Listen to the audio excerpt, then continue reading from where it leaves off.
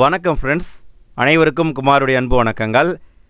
Friends, இன்றைக்கி test அப்படின்னு பார்த்தீங்கன்னா 6ஆம் வகுப்பு சமூக அறிவியல் புத்தகம் 3வது பருவத்தில் மக்களாட்சி அப்படிங்கிற ஒரு பாடம் இருக்குது. இந்த பாடத்திலேருந்து ஒவ்வொரு வரி வரியாக தேடி கேள்வியை நான் கொண்டு வந்திருக்கேன். நிறைய கேள்வி இருக்குது அப்படின்னு நினச்சிடாதீங்க. என்ன தான் தேடினாலும் இந்த பாடம் ரொம்ப ரொம்ப குட்டியான பாடம், கண்டென்ட்டே கிடையாது. மொத்தம் 21 கேள்வி தான் கிடைச்சதுங்க. இந்த 21 கேள்வியையும் நீங்கள் அட்டன் பண்ணுங்கள் ஃப்ரெண்ட்ஸ். அட்டன் பண்ணி முடிச்சுட்டு உங்களுடைய ஸ்கோர் என்னங்கிறத மறக்காமல் கமெண்ட்டில் போட்டு விடுங்க ஃப்ரெண்ட்ஸ். நாளைக்கு டெஸ்ட்டுன்னு பார்த்தீங்கன்னா இதே 6ஆம் வகுப்பு சமூக அறிவியல் புத்தகம் 3வது பருவத்தில் உள்ளாட்சி அமைப்புகள் அப்படிங்கிற ஒரு பாடம் இருக்கும். அந்த பாடத்தை நாளைக்கு படிச்சுட்டு வந்துடுங்க. நாளைக்கு இரவு 9 மணிக்கு நம்ம டெஸ்ட் வீடியோ கொடுத்துருவோம். சரி, ஓகே, இன்றைய டெஸ்ட்டுக்குள்ளே போகலாமா? எல்லோரும் தயாராக இருக்கீங்களா? சரி, ஃபஸ்ட்டு வினா பாருங்கள்.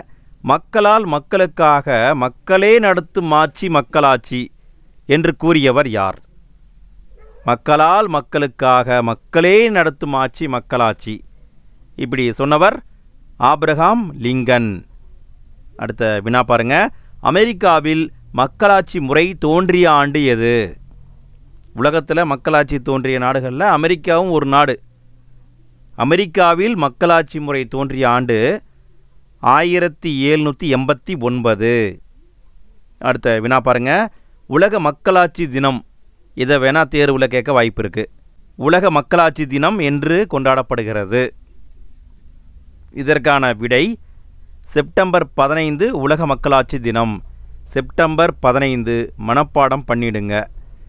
அடுத்த வினா பாருங்க. மக்களாட்சியின் பிறப்பிடம் எது? மக்களாட்சியின் பிறப்பிடம் எது? இதற்கான விடை மக்களாட்சியின் பிறப்பிடம் கிரேக்கம்.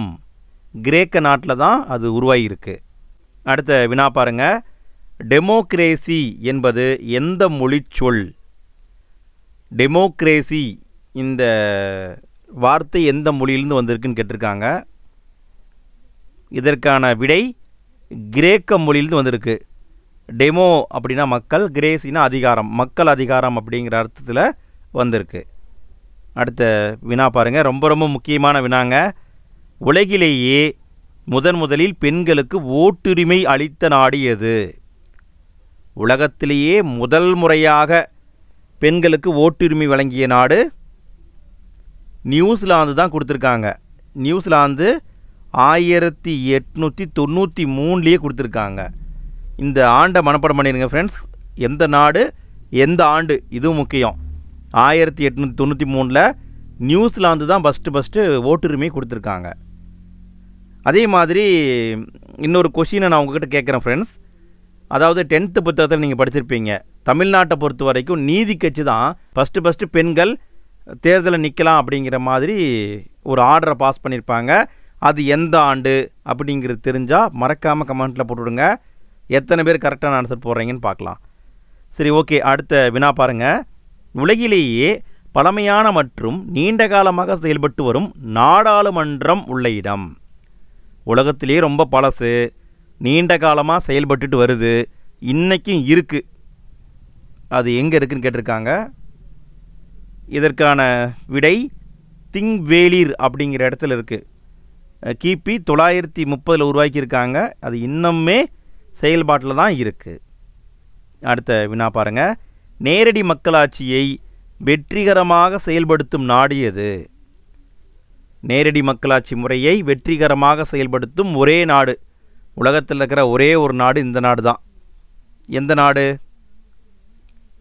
விடை சுவிட்சர்லாந்து. நேரடி மக்களாட்சி முறை உள்ள நாடு சுவிட்சர்லாந்து. அடுத்த வினா பாருங்கள். பிரதிநிதித்துவ மக்களாட்சி முறை காணப்படாத நாடு எது?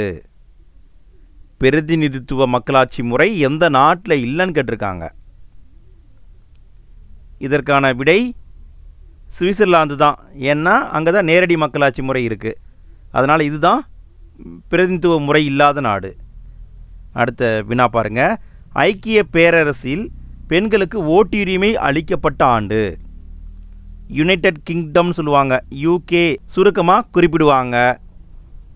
ஐக்கிய பேரரசில் பெண்களுக்கு ஓட்டுரிமை அளிக்கப்பட்ட ஆண்டு எது? ஓட்டுரிமையை பற்றி படிச்சுக்கோங்க ஃப்ரெண்ட்ஸ், கேட்க வாய்ப்பு அதிகமாக இருக்குது. விடையை பார்க்கலாங்களா?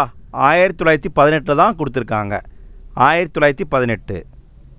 அடுத்த வினா பாருங்கள். நாடாளுமன்ற மக்களாட்சி முறை கொண்ட நாடு எது?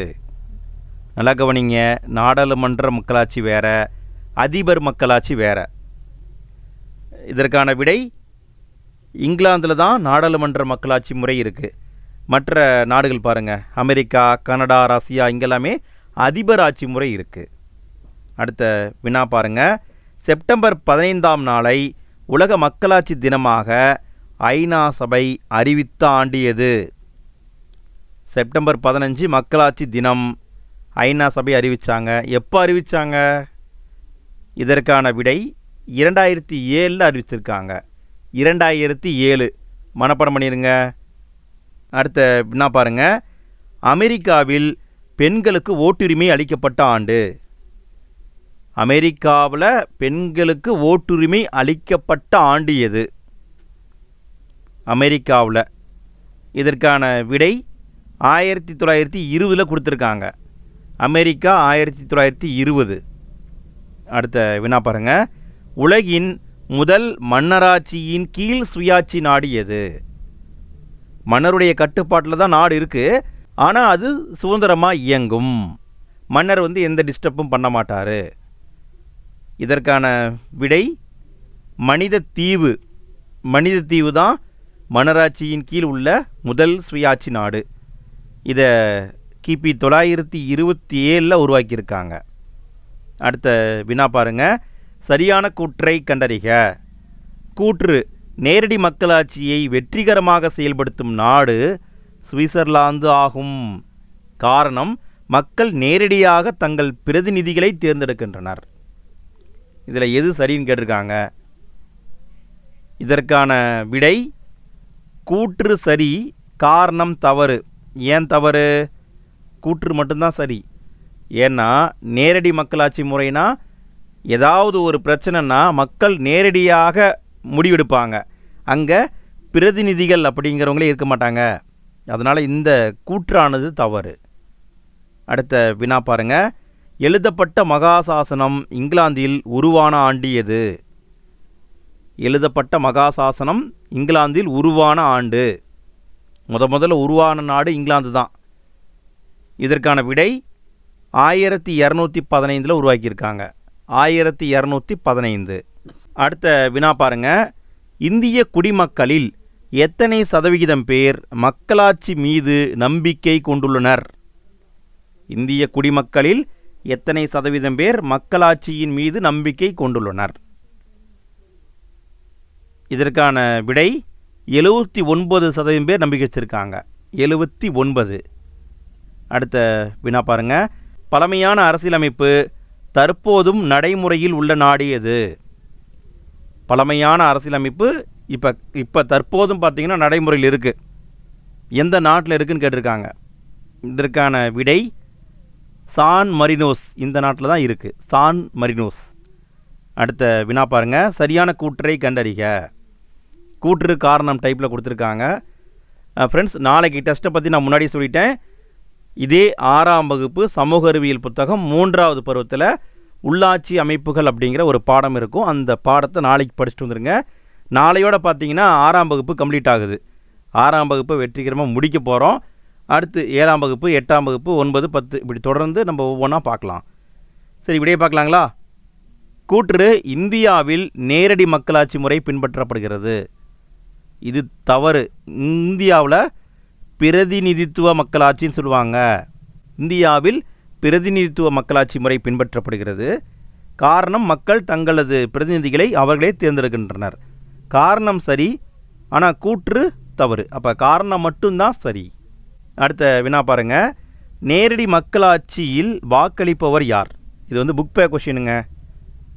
நேரடி மக்களாட்சியில் வாக்களிப்பவர் வாக்காளர்கள். இவங்க தான் வாக்களிப்பாங்க. இறுதியான வினாங்க, பொறுத்துக.